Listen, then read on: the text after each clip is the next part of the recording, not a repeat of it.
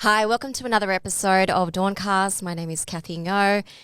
And I'm Di Lee. And we've got a special guest who's actually my friend, full disclosure. This is Elisa Choy, who is the founder and CEO of Maven Data, a market strategy insights agency powered by AI. Welcome to the show. Thank you so much. Thank you so much. Yeah, Good to see you again, same Di. here, same here. We're very excited about this new venture into the data world and Maven AI. Data. Tell us more about that.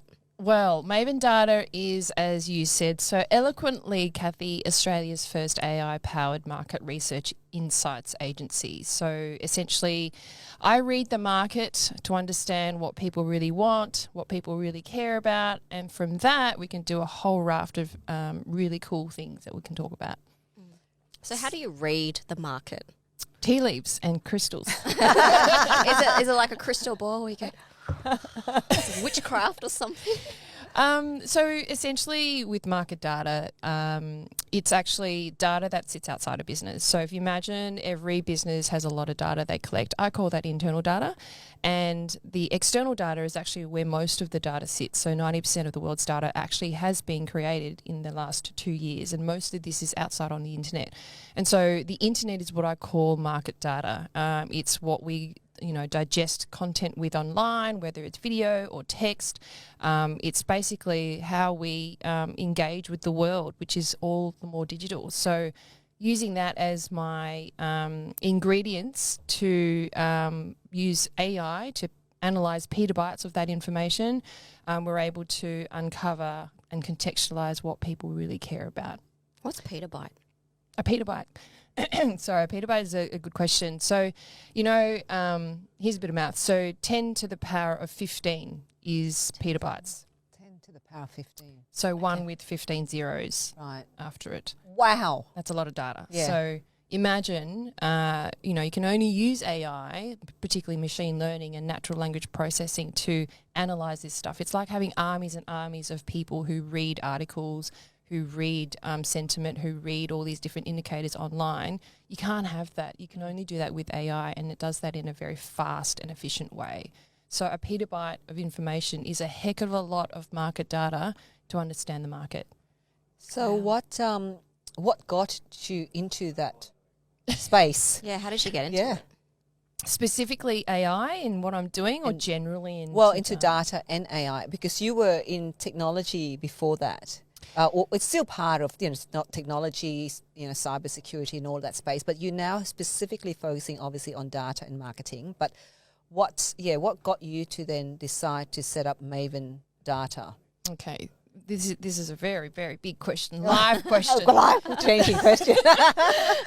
So I've always been working in data. I mean, I started my life as an economist, and then I went into investment banking, as all smart Asians who were very numerate and got good grades did. Not me. Not me either. Okay, not you two. The two of us. The only two Asians that are not numerate. Okay. I've always been surrounded by data, but that was around sort of, investment management, M&A, investment banking, solving problems for financial reasons. And I think, and that really sort of helps you hone your analytical skills. But then something called the GFC happened in 2009, if you remember. We all remember that. We all remember that. And I was working 8 years in finance in a variety of different roles. And then I was made redundant for the first time in my life, when redundancy wasn't very cool. So I then quickly moved to another finance job, and then I was made redundant again within 9 months. And then I found another finance job because I didn't listen to the universe, which said, sure, you should be doing something else. I was very stubborn. I said, no, I'm going to do the Asian's heart. The Asian finance, way. finance. Yes, don't give up. Yeah. And then I did my third and final role in finance, and I had this epiphany one evening when I literally was there as an analyst to listen to a quarterly earnings announcement at 11:50 p.m. on a Friday. Wow. Listening to CFOs saying, the quarterly results for this, this quarter were X and Y. Sales went up 1.5%, yada, yada, yada. And it was just, I was sitting there jotting these numbers down, thinking to myself, what am I doing with my life? And it was at that moment, I guess, I realised, you know what? I'm going to make a change. So from that, I moved into completely something different, and it was sales. I actually was selling yellow pages. You remember those yellow books? Oh yeah, Yes. I sit on them. Yes, you can still find some of those thick yellow pages as Door a stopper. Yeah, that's right. Well, I used to sell that stuff, and we were back in the day. There were going into digital, so my world of data I brought along in the sense that I was teaching salespeople how to sell with insights. And so at the time, Census is a large directory business, and it had so much search data about what people were interested in online. And so we were able to, with a team of us, digest that wealth of information that Census had, created sales conversations and collateral, and taught the salespeople how to sell with data. Right. And so then I moved into marketing, and then I moved into a variety of other roles. And then I moved into a role at Caltex, which was actually my first role in data and analytics before it was actually sexy and cool. I think I have a knack for picking things about 2 years in advance. So I think I had a calling just to say, look, give this a go. And then I started my analytics role. So, and that was a role which I worked with data scientists and data engineers. And as a data strategist, my role was to answer questions around the business using data and analytics. And then from there, I moved on to a role at Woolworths. Again, it was a very, in the belly of the operations of Australia's largest supermarket chain, lots and lots of data. And so my role there was actually a leadership role. I thought I was going to be a climbing the corporate ladder. Yeah. That didn't happen because the universe called again years later. And so, I'd made a big change, and I decided it was time to set up my own business. And so, yes, in a very, very, very, long-winded way. To cut the long story short. Very short. I set up my first business, Strategic Data Central, which was born out of the frustrations of trying to help businesses navigate their own internal data. And then I still have that business. It's my first child. I still love it. But I have my second one, which I'm about to launch, called Maven Data, which is now looking at external market data and helping customers and businesses navigate change through market. So one is internal and the other one is external. Is that the two businesses? Yeah, the easiest way to explain it is Strategic Data Central is if you've got data in your business, and who doesn't, let me take a look at it and let's just grab some insights and transform your business in a very simple way. And there are so many consultants who do that already. And so that was my first sort of foray into setting up my own business. But then I quickly realised that the biggest bang for buck actually comes from understanding market and customers, and that comes from external data. And then I had this fortuitous meeting with a technology platform that produces this AI technology. And I looked at it and went, this is absolutely amazing. I need to take this to market. So I birthed Maven Data. Wow. So you mentioned that you're Australia's first market insights agency powered by AI. And I'm surprised, like when I was doing a bit of research, I'm surprised that Australia doesn't have something like this. It just doesn't, it seems like a no-brainer. Why is Australia so slow? Oh, that's a loaded question. I think we're behind in many ways. So Where do you start? But it's like the AI. AI has been sexy for quite a number of years now, and market research is Old. like It's every company dinosaur. does some Yeah. sort of market research, but it just they haven't connected the dots yet. I mean, it's a good thing for you because, like you were saying, you are 2 years earlier in many things. But just going back to the question, like why are we so slow? my honest opinion is that it's just a reflection of our literacy in data. So, I've been out of corporate for a few years now, and when I first started out, I realised that people didn't understand the basic concepts of data. If you were to ask somebody what is data, they wouldn't know how to explain it. And I was about to actually say that to you because there's a lot of government and, Minister Victor Dominello has been throwing around the whole data, how we collect data and access to data. I think there's even a data commissioner maybe, I don't know. There is some big data body that has been set up by the government. So we talk a lot about data and how important data is in terms of helping society shape and evolve. But what does it all mean? right? Another What big question. you know? What does it all mean? Well, Because it's sexy, right? Like data, you know, this, data, like that. data, data, data, data. data, data, data, like yada, Data, yada, data, yada, yada, data, yada, yada, yada. But obviously they're two similar. I mean, one is that I think if we can talk about what it is, what does it mean, how does it actually impact our daily lives, and how important it is, and then go into then if that's the case, then why are we so behind? Okay. So I think it's such a big topic because firstly our literacy or understanding of what data is so elementary relative to other places in the world, and that's fine. That just means that we need to do more work as an evangelist of data, which is what I do in my speaking, and a lot of it is actually explaining basic concepts and helping people understand that it's not an evil thing. We've always had it around us, and data is just information stored in electronic forms for analysis. And then you talk about what analytics is. Well, analytics is a body of knowledge that understands mathematical relationships between, in data. And then you go, okay, what's an insight? An insight is something that comes out of data analysis. And then when you talk about data analysis, there are so many techniques from very, very basic all the way up to very advanced, of which you then talk into artificial intelligence. And that in itself is a very big topic, of which there are many sub-branches that become even more sophisticated. So it's like a journey of understanding. And I think people now, compared to a few years ago, the understanding has improved. There is definitely a hunger and an eagerness to learn and start adopting it into their own practices at home. Or not at home, sorry, at work. Well, at home you At can. home I as do it well. at home. I do it at home. But I can say to my son, statistically, you have not tidied up your Room. room. it's about statistical significance. Of his inability to tidy up the room. You're an outlier. Oh, Yes, I know. So it's a huge topic, and I love how people are more interested in it now. And yes, AI is sexy because it's just got that. It's so broad, so many applications, and I think people are starting to realise that there are faster, smarter ways to make decisions. So at the moment, if you think about it, data, would you say your emails, the emails that we send to one another, would that constitute data? Yes, it does. Okay. So this list of questions that we sent you constitute data. Yes. Okay. everything is data. Everything is data. So It's there you go. Everything is data. If you think about it, data is essentially information that you collect. So whether you connect, it's observations, actions, behaviours. It's created by humans, like what we do and what we say, posts, reviews, shares, things like that on social. But it's also logged by machines. So what time did we say that? How long did we watch the video for? Things like that. So if you imagine all of that, every millisecond of the day, something happens in the world that there's data that surrounds that. All that can be analysed. It's kind of scary when you think of it because everything is tracked. Every little thing.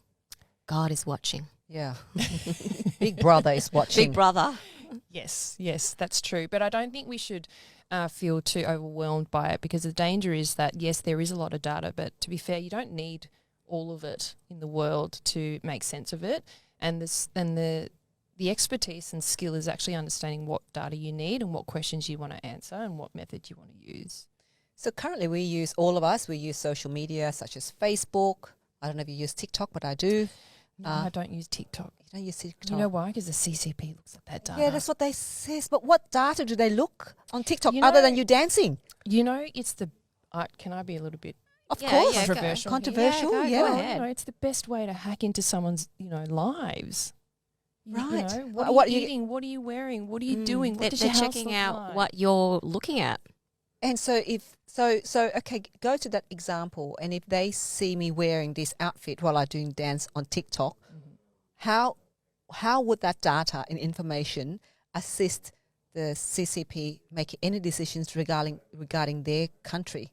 Well, I don't know the overall big plan of the CCP, but for example, imagine being able to spy on people in their lives in the privacy of their own home.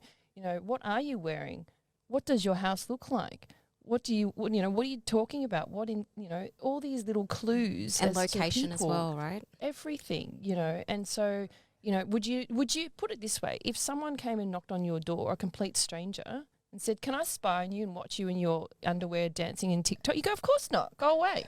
But you've just basically opened that invitation through this app. But we do that across other social media platforms as well, and not just on TikTok. So Instagram, we do that. Facebook, we do that.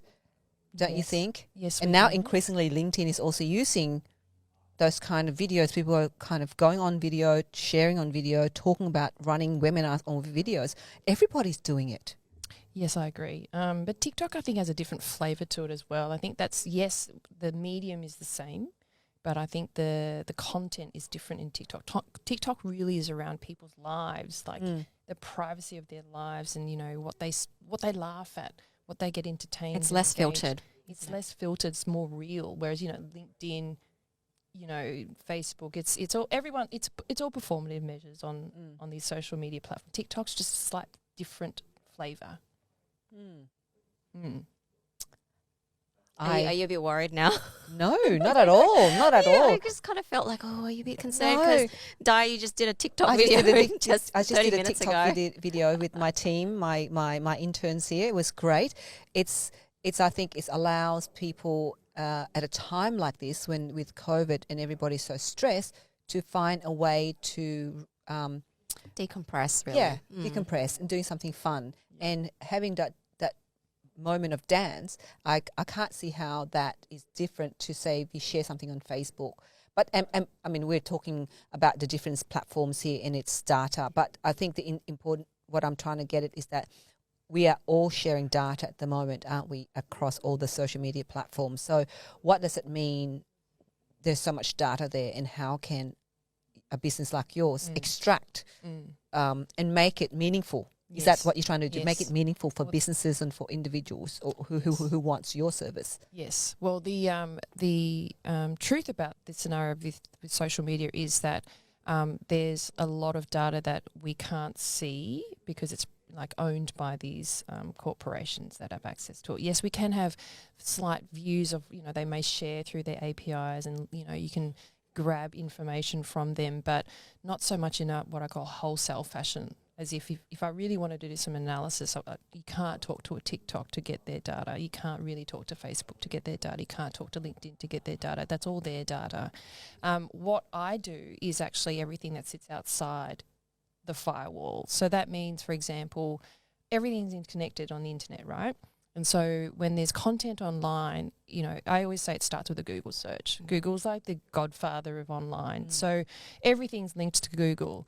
And when you follow the customer journey of any topic, any interest, you start with Google, and then that will find, trails through to LinkedIn or a Facebook page or a YouTube clip or all these different avenues. Now, everything that sits outside these major social media platforms is still out there, what I call in the ether. It's in unstructured content. Unstructured means it's just messy, it's not defined. There's so much of it. In fact, most of the world's data is unstructured. And using the power of AI, you can analyse the unstructured data very, very efficiently. Right. So I don't necessarily crawl into looking at, inside Facebook per se, individual accounts. We don't go into, spying on people. So when we do analysis on the market, it's actually an overall market view. We actually don't care about the demographics because the types of insights that I gather are strategic and they're not tactical. So, for example, if you said to me, I want to know what people really care about in relation to COVID. So I can tell you test a whole bunch of different narratives around COVID. COVID related to the work, COVID related to lifestyle, COVID related to XYZ. You can test everything you want. And my job is to analyse the test results and then make sense of them, find out what the strong story is. And obviously there's a lot of diagnostics that come with it. And then I'll give you a recommendation as to what people really deeply, deeply care about, because things that they deeply care about are things that are part of culture, things that are here to stay. And then I can add a level of emotional tone measure to it, because those emotions drive behaviour. People are driven by emotions. Emotions drive behaviour. Yeah. And strong emotions change behaviour. And when you have an indicator of strong emotion that changes behaviour, you can predict change in the market that will happen. And it doesn't have to do, it has nothing to do with whether you're Dai Li, and you're Vietnamese and you're Asian and you're, Love dancing. Doesn't matter. Right. That's got nothing to do with the strategic insights that we provide. So do you start with like a hypothesis or something and then you test it? Like, where do you start? Well, in an experiment, you'd always start with a hypothesis, and it's in a lab, for example, or you have a null and a null hypothesis that you start with. But removing the sort of scientific method view, yes, we do have a view of testing up, the market. So if you were to say to me, what do people think about COVID? All the different things we test are your hypotheses. COVID restructuring, COVID workplace, COVID Mental health. COVID mental health. Those are your themes. Themes. They're not sort of hypotheses specifically that you would test scientifically, but they're definitely themes that we would explore. And then through that, we can uncover things that, people don't care about, which is 90% of the time. It's just noise. And every now and again, you'll get a golden nugget. And I call them the transformational narratives and the ones that will change the world. So why do you do what you do? What do I do? No. What do you do? What does she do? Why do I do what I do? That's a really good question. I love data, as you know. I don't know. Data. But see, you describe it as data. I love stories. So that means stories is equal data? 100%. Yeah, so I love stories, you love data. Yeah. So we kind of, But I anyway. like data stories. Yeah. Yes, the best way to communicate data is through stories. What's the story that the data is telling us? And I love finding out and understanding how the world works. Oh, same here. That's why I love stories. So for me, I get super frustrated when I can't figure something out, and I have so many why questions, like why is this happening? Why is this happening? Yes. What's going to happen in the future? What's the impact of this? Like, to me, it's data through this method is a really efficient way to understand the world, and then more importantly, help people make clear decisions with confidence. So is that what? Sorry. Oh, I was just going to say, we had a conversation a while ago and you were mentioning that so many wonderful businesses have basically closed up because they have made really bad decisions, and they could have been saved if they listened to their customers and also looked at their data. Tell us more about that. I know. So another reason why I do what I do is that I think I'm developing a little bit of a COVID itch in my throat. Hang on. No, I'm not. Yeah. You have a drink. Have a drink. Whoa. Whoa. Hang on. We're having a conversation. Hot spot. Yeah. No, there's no hot spots here. It's getting hot in here. So I've noticed, we've all noticed in the last couple of years, even before COVID, that there have been so many businesses that have died or exited the business, left the country, and particularly the retailers, like Kiki K, Colette Hayman, EB Games, Shoes of Prey, Harris Scarf, like the list very goes big on brands. and on. And I feel sad for these companies, and these companies, they employ lots of people, and these people have families, and then you sort of throw COVID into the mix, and it's just completely disrupted lots of industries, and it's changed forever. So in my mind, they didn't have the opportunity to see signs in the market where things have changed, where customers have changed, where they didn't see the trends that were happening for a variety of reasons. And so they didn't make the right decisions at the right time, and hence they failed. They hit their icebergs.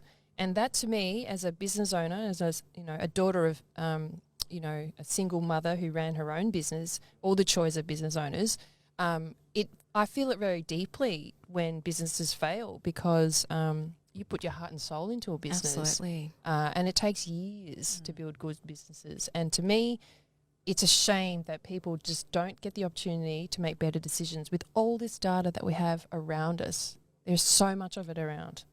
All the answers are in the data.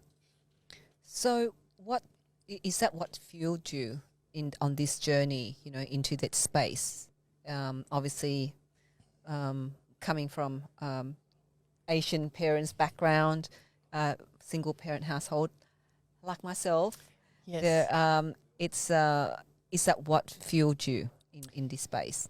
Well, there's two parts to what fueled me to be doing what I'm doing now. There's the part of me that wants to solve problems and do it for lots of businesses. So when you work in a corporate, you solve it for one business, the one that owns you and controls you and pays your bills. Make you a slave. Makes you, their slave. So there was an element where I was sort of, I just wanted to do more outside. And the second part was really, to be really honest, I just wanted to start my own business and do my own thing my way. So you just know when you're born to be a boss. And my mum was a boss, and my brother owns his own business, also in data as well. And yeah, we come from a long line of business owners, and I think you have the freedom. It's real about freedom to choose how you want to do what your gift is. On earth, and that means who you choose to play with and who you choose not to play with. So it's not an easy path, but it's certainly I would not go back to corporate. So you've been in business for a couple of years now. What would be your biggest challenge or a setback? Gosh, again, another loaded question. A lot of loaded questions. Dark moments? Oh, that's another one. I said that. There you go. I think as with anything, it's small business. At the moment, my business is small, and it's about, am I making the right decision at the right time? I think success in life is about timing. You know, you might not be the smartest person, you might have the best team, you might have the best product, but sometimes timing to market is not right, whether it's market for you and your own personal life, or the market's not ready for what you want to do. So that's always been the biggest challenge. Am I doing this thing at the right time? And also too, like, you know, you don't have the security and stability. So at times you feel under the pump, right? Am I making a decision with confidence? And that's why I rely on data. Data is confidence. Data gives you clarity and confidence, and then you can sleep well at night. Unless you have children. Yes, that's right. How much of your upbringing do you think, your background sort of influence the path and the decisions that you've made today? That's another very big question. I love big questions. She has big questions. She reckons all the questions we're asking her are big. Yes. Not as big as the data question. Yes. I suppose I haven't had a very smooth career, I'd admit. I've probably done about 10 different jobs in my 20 years. And that's a combination of life and me and not the right fit, etc. But so I think what's made me really effective now in what I do is because I've done so many different jobs, because I've had so many different industries that I've worked in, I have a very broad view of business, which means I can actually get a lot of context for the whole picture. So I think I used to think it was a disadvantage that I wasn't really deep in any one thing. My experience is quite, goes across a lot of industries, a lot of different functions, but my depth of experience is actually my analysis and my lens on the world.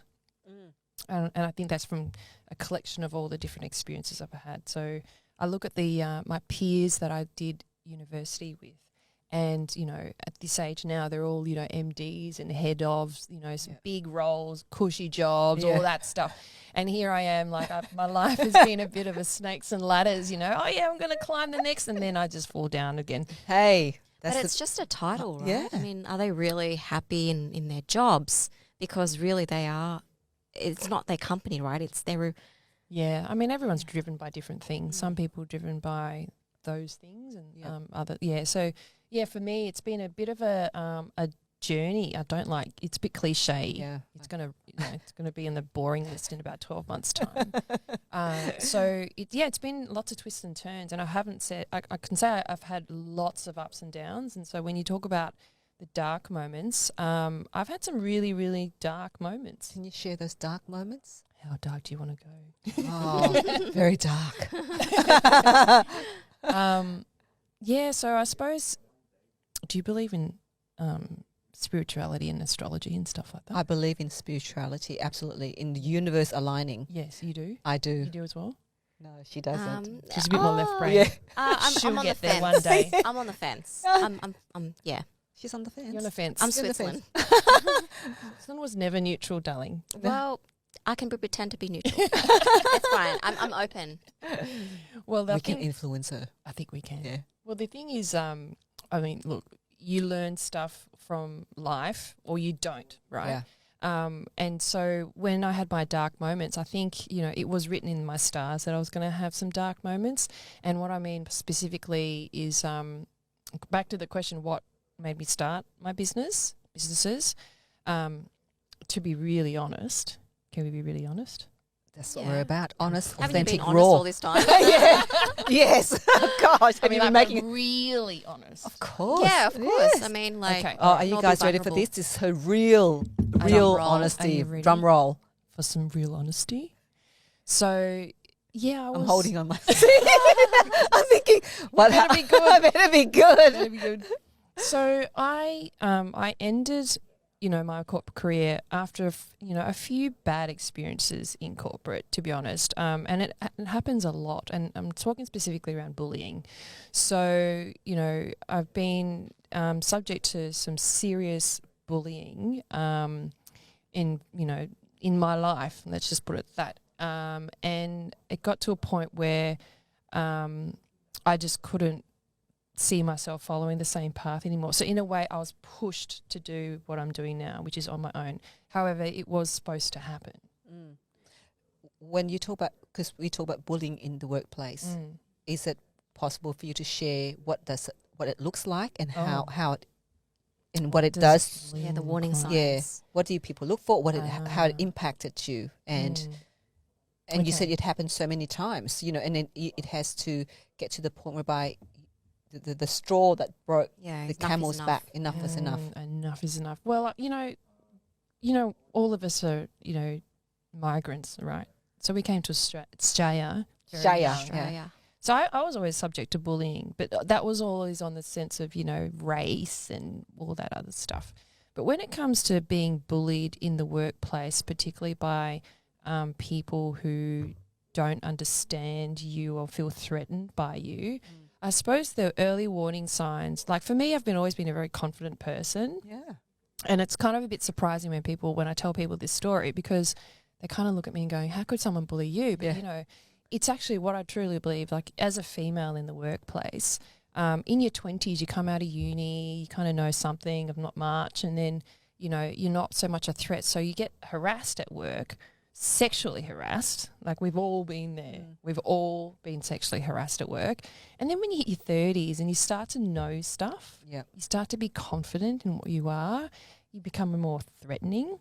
That's when they don't look at you as a piece of meat anymore, and they look at you as a threat in the workplace. And so at that point, if you're in an environment that is very hierarchical, pretty much a lot of businesses most are. organisations are, corporate are. Government institutions are. Exactly. When you have somebody, like I was always someone who sort of pushed the edge of what was, you know, what everyone else was doing. And that's probably why I love what I do in data, because I push the edge of how I look at something. But in a workplace, you sort of, when you're owned by your manager, if they're not, you know, au fait with how you're doing something, if they don't understand it, and if it's a controlling hierarchical structure, you just can't breathe. And so then they, you know, the types of things that they would do is they would say really mean things to your face in a one-on-one that no one else can witness. They would sideline you in meetings. They would not give you eye contact in a meeting. It's just those subtle clues, you know, and if you're really high in EQ, you can't help but pick that up, and then you take it home with you, and then you start thinking, what's wrong with me? You know, and then all that stuff. And then you start to feel the real sign of when I thought it was really bad was when, one, you start to doubt yourself. Two, you start to lose sleep because you know someone, you know, you're just not in the right environment. You know you're a bird in the wrong cage. Like you shouldn't be in a cage to start with, but you're just in the wrong environment and you can't get out. And so I used to lose sleep. I used to cry in the bathrooms. I don't think I've ever shared this with anyone. I have, you know, with some close friends, but not so publicly. But you went drinking as well after work. Yeah, you go drinking after, you know, you just implode.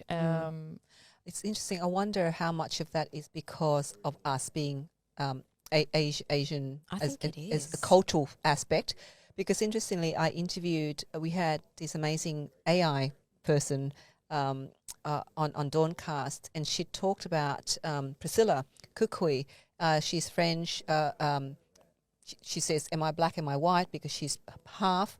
But she said in meetings, and they skipped, like instead of going and asking her questions, and they tried to sideline her too. But what she did was that she was strong enough to say, "Hang on."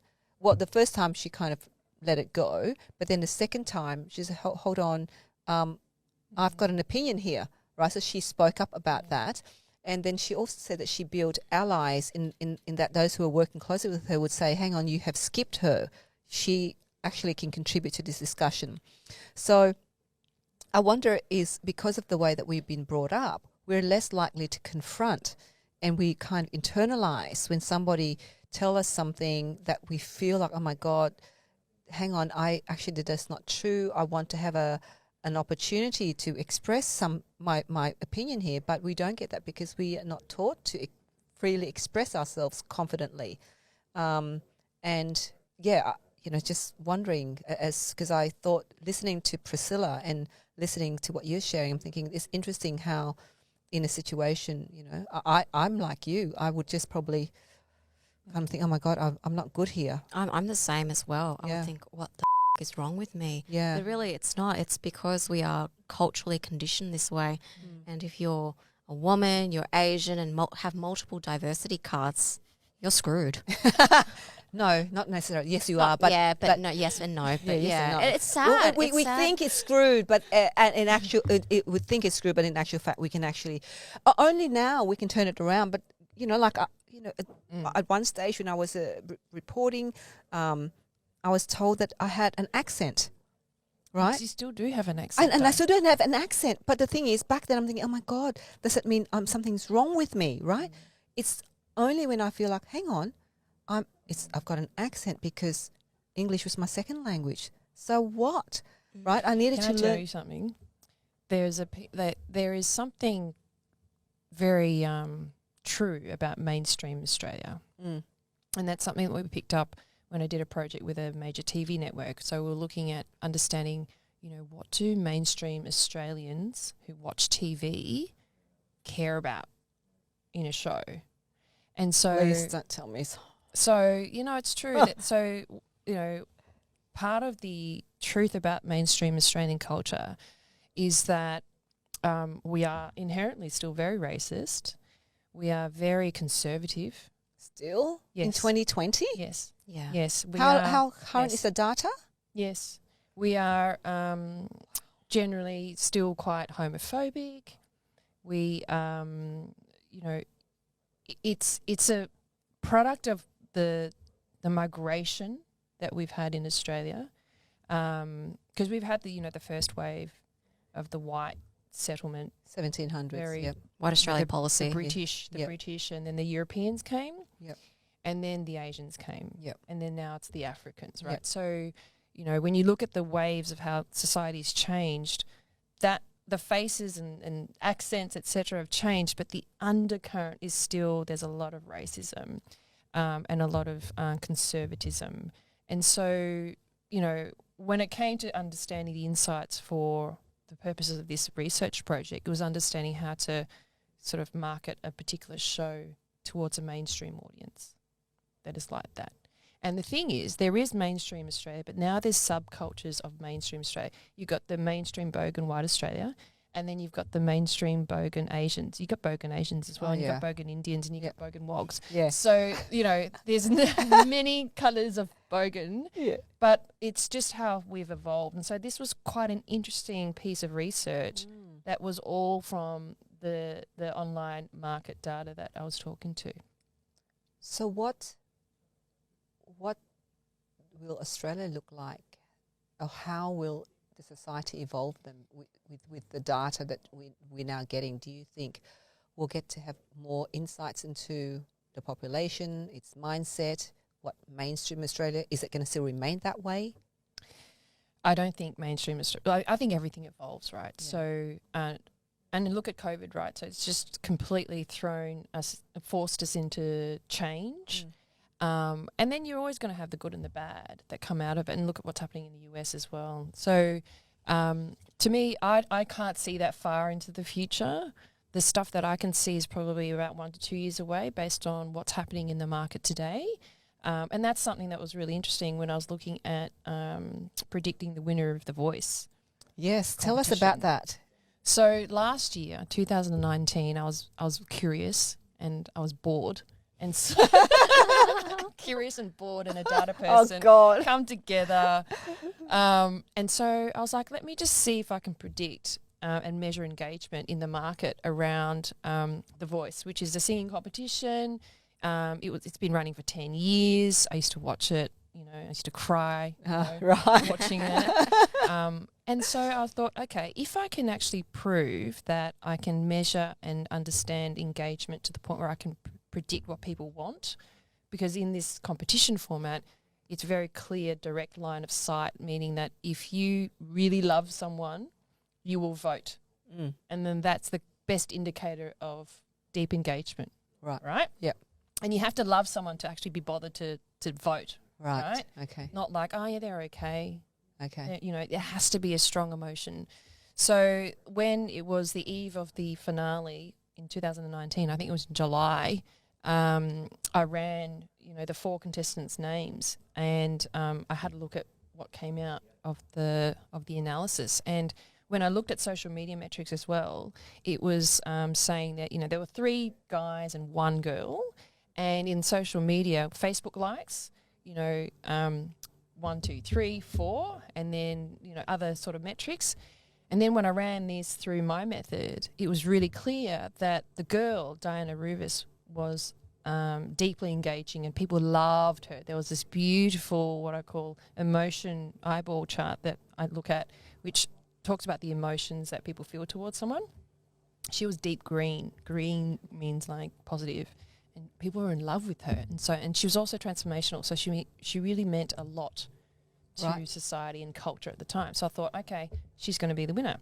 According to Facebook, she was going to be 3rd because she had the 3rd most followers and likes, right? Yep.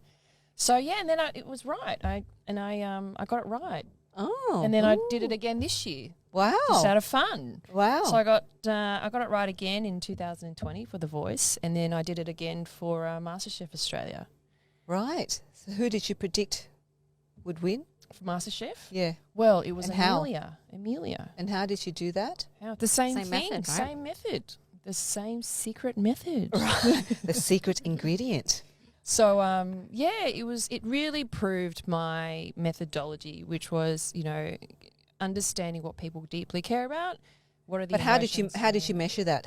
What It's was a software, isn't it? Is it? So I work with a partner in overseas, and they're called Significant Systems, and they're the ones who invented the platform, not me. They're the geniuses. I'm just the person who drives the Porsche very fast. Yeah. I have no idea how the engine runs. So I've been working really closely with them for a couple of years, and so they never applied their methods towards something like this, but so there's a lot that goes into I make it sound simple, but there's a lot under the hood in relation to what goes into analysing emotion and engagement. Wow. It's all based on cognitive behaviour and science, and obviously lots of technical jargon that I can't rattle off. I wonder, can you do that for politicians? Yes, we can. Yeah, So absolutely. Do you remember late last year? There was this political joust going on in the Liberal Party when Malcolm Turnbull was. Oh yes. He left the building. Yeah. And then they were trying to figure out who was going to be the leader of the Liberals and Nationals. Between Scott Morrison and Malcolm Turnbull. No, Malcolm left, or they got rid of Malcolm. Right. And then it was either going to be Scott Morrison or Peter Dutton. Yeah. Right. So again, I was a bit bored and I was curious about So I ran those 2 names, and what came out was really interesting. So the market hated both of them. The market did not like either of them. They had these negative emotions around them, really, really angry, and Peter Dutton was probably worse than Scott Morrison. So, it was lesser of 2 evils with ScoMo, I suppose, in that at that time it was, you know, people don't like either of you, but people don't hate you as much as Dutton. So, I mean, look, I had no impact or anything on the election, obviously. But this sort of information is quite interesting because imagine, like, if we were in that conversation when they're talking about who to take the leadership and take the party forward, this sort of insight would be quite interesting, wouldn't it? Yeah, but then if you remember, I mean, that's another conversation. But one of the things I want to touch upon is that they found the market. They did say that the market wanted Malcolm Turnbull, but in the end, you know, Scott Morrison got it, and he still won the election. So. Well, let's not talk about the election. Yeah, the election that blindsided all of us. Yes. But anyway, so that's another election conversation. Yes. But so for you then, you got a follow-up questions? I don't talk much about politics. No, I'm saying anything for to follow up on what God, my brain, Elisa is saying in terms of data and you know what she's doing. What you're doing, like, can basically help anyone, every single business, isn't it? No matter how small they are or how big they are, like. Yes, so I think, you know, every business wants to have confidence in their decision making, in how they go to market and how they position themselves. And I think every question that wants to be answered is, what do people think about me? What does the market think about my brand and my company and my service? What's the future of my industry? What should I avoid? What should I go for? These are questions that sit across all businesses, no matter what size, what industry, So I find that I find it's a really exciting time to be in this business because there's a lot of uncertainty, and two, there's so much data now, and we live at a time when technology is already here. You know, data's always been here, to be honest, but technology wasn't always here. One of the things I wanted to talk to you about was injectables. Injectables. You said the data around injectables around this COVID was fascinating. That more people were getting injections. Lip fillers. Oh, lip fillers. Okay. Were you also bored and lonely that day as well? Bored and curious. Tell us about that data. Well. So what does it mean? Okay. And why did you look into it? Okay. So how it came about was actually a conversation I had. So this is data from another type of way, which is anecdotal evidence, right? So I was talking to a friend of mine who works in one of those major beautician clinic brands, and he mentioned that their sales were going through the roof very recently, particularly after COVID. And so I started to dig into it, and I felt like an investigative journalist. I was like, sort of asking, back on the financial analysis hat, asking all these questions around it. And then and so he gave me some insights as to what was actually happening from their business point of view, and their business is quite a sizable business in that market. So, you can imagine what it means, that I could extrapolate it to the industry as a whole. So I just asked him, do you mind if I run a couple of things on it and post it out there? So what happened was that in COVID, they did have to shut down their shops for a particular point of time. And then they had to, and the message here was they quickly reorganised so that they could set up an online store to produce, to sell other products, which is skincare stuff. But they also, surprisingly to them, they had, as soon as things were reopened physically in store, there was a huge surge in injectables, which is the lip fillers. Wow. And, significant shifts and not only from existing customers, but new customers. So we're talking about people who'd never thought about it before, decided, you know what, COVID's just really got me all depressed. I think I need to plump my lips. Or is it watching too much reality television during lockdown? Yeah, and why do people? It's funny, isn't it? Because my theory in people in general, based on my own lived experience, is that we love to spend money. Spending money on things, doing things, buying things, makes us all feel good, and we're always chasing things that make us feel good. And so, in an environment like COVID, when things are forced on you, you find ways to feel good. And so one way, and I link it to wellness, because people have definitions of wellness that are very personal, and for those who choose to inject lip fillers, that is their decision. That obviously makes them feel good, and hence they do it more and more. So it's no surprise to me that when I looked at it, people are finding new ways to chase that emotion. Wow. It's interesting because you would think that, yes, I can understand chasing that emotions of feeling good, but we hear about, and you were in finance and banking, the market is quite depressed at the moment as well, in terms of, are we going to see the economy grow again out of this, and how long will it take for it to grow again? I wonder if people are thinking that long term, or they're just now focusing on just feeling good. Again, based on N=1, my own opinion on this one, I think people generally don't think so long term. It's just too far ahead. They think about what's happening right now, what's going to impact them in the immediate future. It's too hard. It's too uncertain to even think about anything further than a year or 2 years at this stage. But I think, within the economy, there are sub-economies. So there are, overall, you can say everything's depressed in general, just by the numbers, but there are real pockets of growth and shoots of inspiration, and and then there are others that are depressed, and there will be probably permanently depressed. So in aggregate, things are down, but I think there are certain, you can see just even with this injectables thing, certain pockets that are really shooting and flying, and that's because people are funneling, what they do, how they spend their time and money.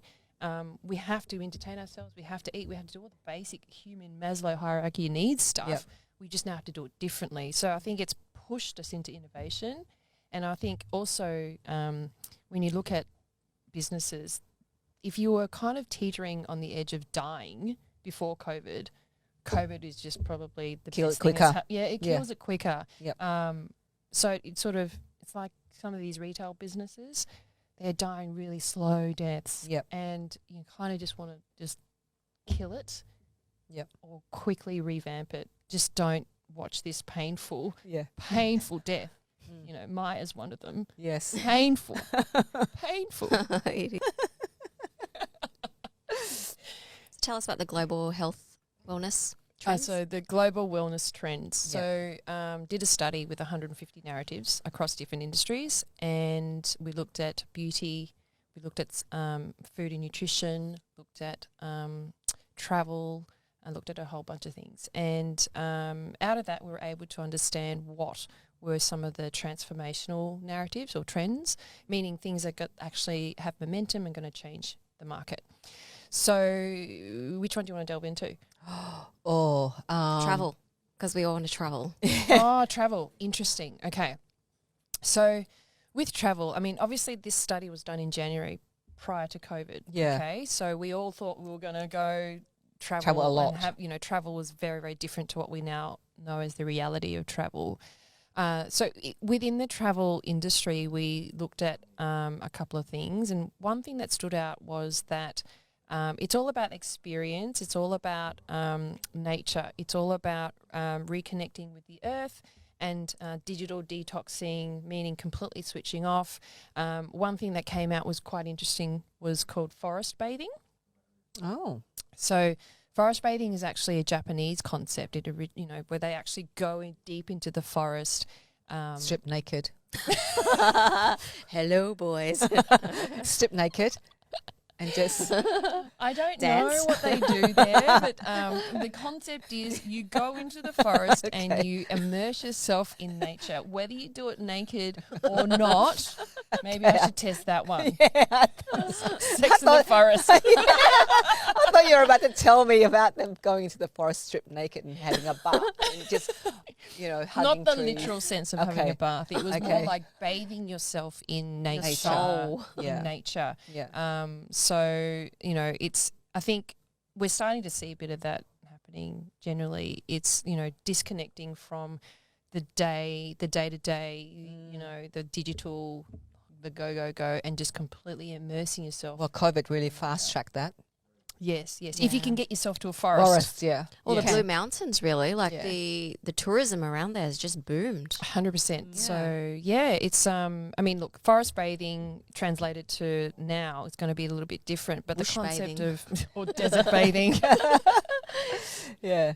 But yeah, certain things came out really strong, and certain things were like not interesting anymore. So what's not interesting are those holidays that are, sit by a pool, sipping pina coladas, resort hotels, the way that they're structured. So what's very interesting coming out of this is that the travel and hospitality industry, particularly hotels, need to really reimagine the experience. And particularly when you've got things like Airbnb and you've got the choice to, live in different types of accommodation. Why would you want to go into a hotel room that's all standard and stuffy? Sterile. And sterile. So they really do need to shake it up. And they're high-cost industries. Lots of capital goes into that. Again, COVID has really shifted that as well for them. Yes, but it's an opportunity, right? Yeah. It's an opportunity now to cut the waste and then reposition. Because if you're a brand as strong as any of them, like a Marriott or a Sheraton or any of these resort brands, you already have attention. You just need to flick it a little bit or twist it a little bit and pivot a little bit. You can now shift your engaged audience into a new market and give them what they want, as opposed to me starting my own hotel chain, which will take years, right? They already have a head start. It doesn't take much to shift if they've already got an engaged audience. That's true. Well, my gosh, I think we can sit here and have this conversation on data with Elisa for eternity. I know. I want you to predict everything. Yeah, that's right. Wow. But thank you so much for coming into our very humble little studio, DAWNCast. And we've been, speaking with Elisa Choy from Maven Data. Maven Data. Maven Data. So Maven Data there. Maven So if Data. your business and would like to find out more about Maven Data, you can contact... You can go to www.mavendata.com.au. Who still does that? Nobody does that. No, you still do that. You still do that. And we will also have the Elisa's links just Links in below. the podcast below. So, but that's it from us. So Thanks. thank you. Thanks for joining us. Have a good night. Make sure you subscribe to DAWNCast, clicking the bell below, and click subscribe and help us grow. Yeah. I'm Di Lee. I'm Kathy Ngo. Bye. You better turn up. You better be there when I shake. Watch me rocking if I can't stop. If I should fall